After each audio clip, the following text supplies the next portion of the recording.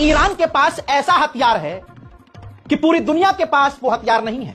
अब आपको लग रहा होगा रजा भाई ईरान की तारीफ में तो पागल हो गए हैं। ना ना ना ना ना, ये बात मैं नहीं बोल रहा हूं। अंधभक्तों का और इजराइल का नाजायज बाप अमेरिका कह रहा है। लीजिए आपकी स्क्रीन पर रिपोर्ट। हजरत मोहतरम, इंडिया टुडे से लेकर दुनिया के तमाम अखबारों में हड़कंप मच गया है, छप चुका है कि ईरान के पास प्लाज्मा वेपन है। ईरान दुनिया का वाहिद पहला ऐसा देश बन गया है जिसने प्लाज्मा हथियार हासिल कर लिया है। प्लाज्मा हथियार एक ऐसा हथियार है जिसकी गर्मी से दुनिया का कोई भी पदार्थ पिघलाया जा सकता है। अब तक यह हथियार किसी के पास नहीं था और स्काई फाई हॉलीवुड की साइंस फिक्शन मूवीज के अंदर अब तक इन हथियारों को देखा जा सकता था। लेकिन इस हथियार को बनाने के लिए गैस और जिन चीजों की जरूरत होती है वो भारी मात्रा में ईरान के पास है। दुनिया परमाणु परमाणु और परमाणु और परमाणु करती रही, उधर ईरान ने प्लाज्मा वेपन तैयार कर लिया है। यह दावा अमेरिका ने किया है। अमेरिकी इंटेलिजेंस की हटी पड़ी है, एकदम पड़ी है, और समझ में नहीं आ रहा है कि करें तो करे क्या। इसके बाद इजराइल भी सख्ते में आ गया है कि क्या करें। लेजर वेपन, परमाणु हथियार से भी आगे की चीज अगर कोई बताई जाती है, अगर आप गूगल भी करेंगे तो आपको प्लाज्मा वेपन ही बताया जाएगा जो कि ईरान के पास है। ईरान ने यानी वो बात सच कर दी है जिसमें वो कह रहा था कि हमारे पास तो ऐसे हथियार हैं कि अगर हम दिखा दें तो दुनिया चकड़िया जाएगी कि ये क्या चीज है। अब इसके बाद अमेरिका परेशान है, इजराइल परेशान है और ईरान के जितने भी दुश्मन हैं सब हैरत में पड़े हैं कि ये प्लाज्मा वेपन कैसे बना लिया है। प्लाज्मा वेपन एक हथियार ऐसा है जो लेजर की तरह है। उसमें से ऐसी आग या ऐसी तपिश निकलती है जिससे दुनिया का कितना भी खतरनाक मेटल हो उसको कुछ ही सेकंड के अंदर पिघलाया और तबाह किया जा सकता है। अब आप सोच के रखिए कि अगर ईरान इतना कमजोर है तो मुझे बताओ, अपनी नेवी अमेरिका ने 25%, अमेरिका ने अपनी नेवी की 25% ताकत ईरान के खिलाफ तैनात कर दी है। ईरान के बेहद करीब यूएसएस कार्ड एयरक्राफ्ट कैरियर भी पहुंच चुका है। कई साल ऐसा नहीं है, देखिए हमने बचपन से शिया सुन्नी देखा है, सीखा है। जुमे की नमाजों में अपने इमाम से शिया सुन्नी सुना है बेहतरीन लेवल पर। हम बड़े होते गए, हमारी आपस की नफरत बढ़ती गई, लेकिन हम समझ नहीं पाए कि हम बड़े हो जाएंगे और बड़े होते होते पता चलेगा कि असली दुश्मन तो कोई और, हम तो भाई हैं। जहां आज भारी मात्रा में दुनिया, खुद अरब के देश भी अब ईरान से पंगा नहीं लेते।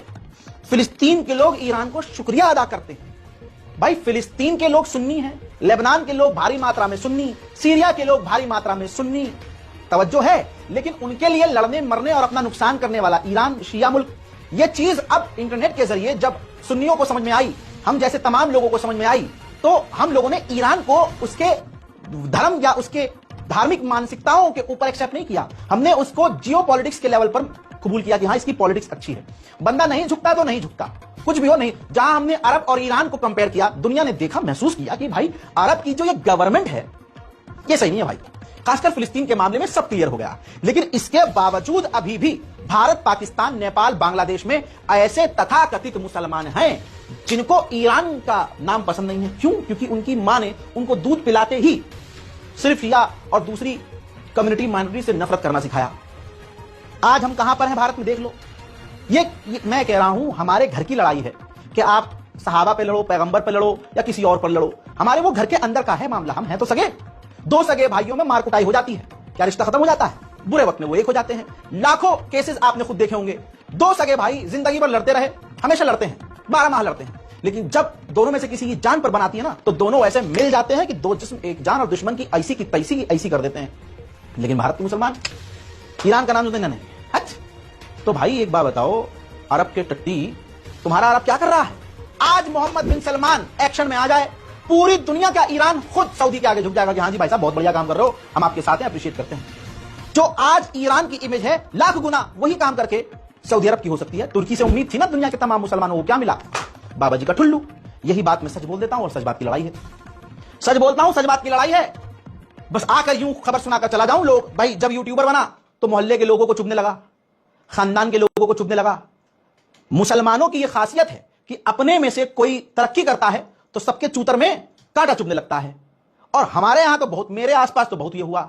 बचपन में जो गली के कुत्ते झुंड में पकड़कर मुझे टपरी मार दिया करते थे, और मेरे बड़े होने तक और यहां तक पहुंचने तक अभी भी गली के चौराहे पर टपोरियों की तरह खड़े होकर बेरोजगार, शादी हो गए, 2 बच्चे हो गए, लेकिन बेरोजगार हैं, आज भी वहीं बेगैरती की तरह खड़े रहते हैं, काम धंधा है नहीं। आज तो वो मेरे पीछे नहीं पड़ सकते, लेकिन आज उनका शिकार कोई और है। आप समझ रहे हो? जब आप, ये मेरी कहानी नहीं है, हर मुसलमान की कहानी है जो बेचारा कामयाब जैसे तैसे हुआ। खुद सट्टे ब्याज और जुए का काम और दूसरे की जमीन हड़प कर हराम का मकान, 5 टाइम के नमाजी। और जब इमाम साहब बयान देते हैं हराम और हलाल पर, हराम खाने वाला सबसे ऊंचा हाथ उठाता है, वाह वाह सुभान अल्लाह, क्या कह दिया किबला साहब, توجہ ہے, سچ بولتا ہوں تو لڑائی ہو جاتی ہے. بچپن سے ہی منہ پھٹ آدمی ہوں میں. اللہ نے جسم میں اتنی طاقت دی ہو یا نہ دی ہو, جگر میں بہت دی ہے, اور مین جگر ہی ہوتا ہے, ورنہ اتنا باڈی پھلا لو 2.5 انچ کی گولی میں آدمی ختم. حضرات, یہ اپنی کہانی میں آپ کو اور اپنے جیسے بھائیوں کو انسپائر کرنے کے لیے بتاتا ہوں کہ ہمیشہ سچ بولو اور سچ کا ساتھ دو, کیونکہ اگر آپ سچ کے ساتھ ہوگے, بھلے ہی دنیا تمہارے خلاف ہوگی, اللہ تمہارا ساتھ دے گا.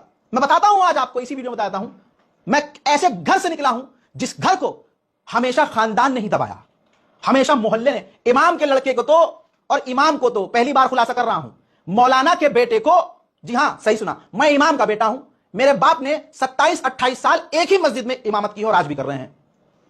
اور کس کس سرکمٹینسز میں کی ہے مجھے پتا ہے, کیا تنخواہ ہوتی ہے مجھے آج بھی یاد ہے, 2-2.5 ہزار تنخواہ, اور آج بھی میرے باپ کی 15 سے 18 ہزار تنخواہ, وہ بھی جب میری والدہ پڑھاتی ہیں بچوں کو تب جا کر.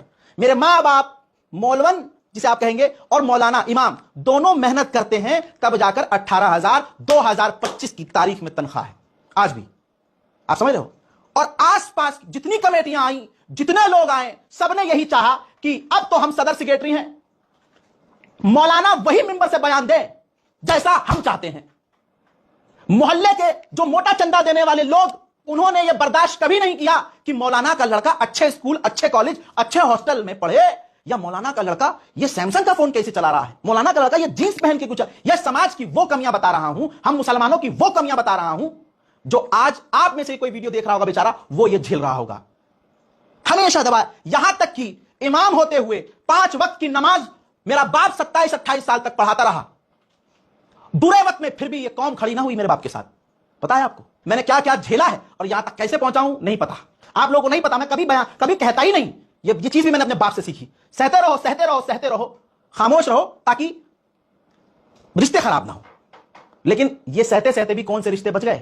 میری دادی کی موت ہوئی, خاندان میں موت ہوئی, میرے باپ نے نماز نہیں چھوڑی, جماعت نہیں چھوڑی کہ نہیں میں یہاں سے اپنی ماں کے انتقال میں گیا, یا فلانے کے انتقال میں خاندان میں گیا, شادی میں گیا, بیاہ میں گیا, یہاں نماز کی دقت ہو جائے گی, یہاں جماعت نہیں ہوگی.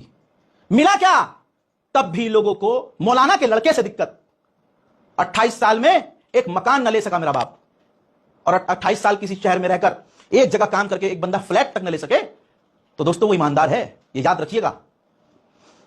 آج اللہ نے وَتُعِزُّ مَن تَشَاءُ وَتُذِلُّ مَن تَشَاءُ جو عزت دی, جو باپ نے سہا, شاید اس کے صبر کا پھل یہ کہ ان کی آواز مجھے ملی, ان کی تقریر, ان کے بیانات, ان کے بولنے کا فن مجھے ملا. صرف وہی ملا. میں بالکل نیک انسان نہیں ہوں, میں گھٹیا ترین انسان مانتا ہوں, میں برا ہوں, میں دودھ کا دھلا نہیں ہوں, لیکن ایک چیز تو باپ سے ملی. میں یہ بات اس لیے بتا رہا ہوں کہ کئی ایسے بیچارے ہوں گے جنہیں آپ میں سے کئی لوگ دبا رہے ہوں گے. مت دباؤ بھائی, مت دباؤ, دل سے بہت ہائی نکلے گی. باپ میرا مولوی رہا, اور باپ کو پریشان کرنے کے لیے ایک وقت وہ بھی آیا, جو بھی 5 سال پرانی بات نہیں ہے, جب میں یوٹیوب پر ویڈیوز بنانا تھوڑا تھوڑا شروع کر چکا تھا. اس دوران میرے گھر پر, سمجھو امام کے, اس محلے کے امام کے گھر پر انہی لوگوں نے حملہ کیا جو مسلمان اور میرے باپ کے پیچھے ان کے باپ داداؤں نے نماز پڑھی. حملہ کیا بھائی.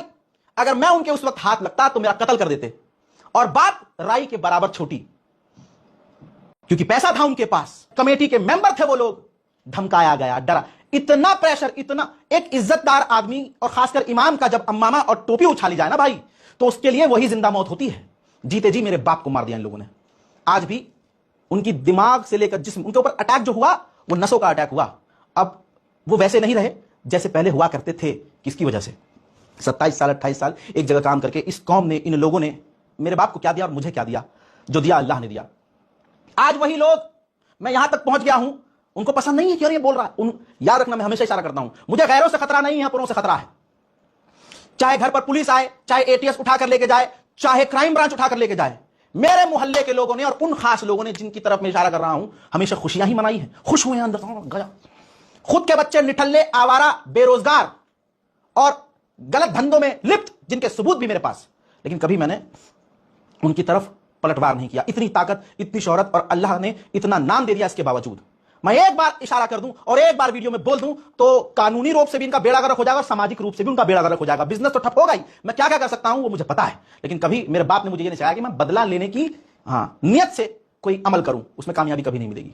بہرحال آپ لوگوں سے اپیل ہے کہ آپ لوگوں کے بیچ اگر ایسا کوئی ہے جس پر آپ ظلم کر رہے ہو, بھائی دل صاف کر لو.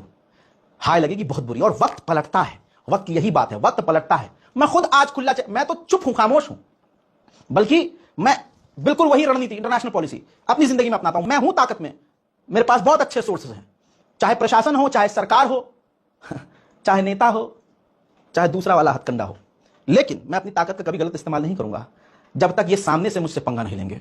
मैं हूं इंतजार में, ऐलान कर रहा हूं, मुझे पता है वो देख रहे हैं। इस बार अटको तो सही, एक अकेला तुम पर इतना भारी पड़ेगा कि यहां से लेकर जहां तुम जाकर छुपते हो ना अपने शहर से निकल के, वहां तक रास्ता हाथ नहीं आने दूंगा। बहरहाल आगे बढ़ते हैं।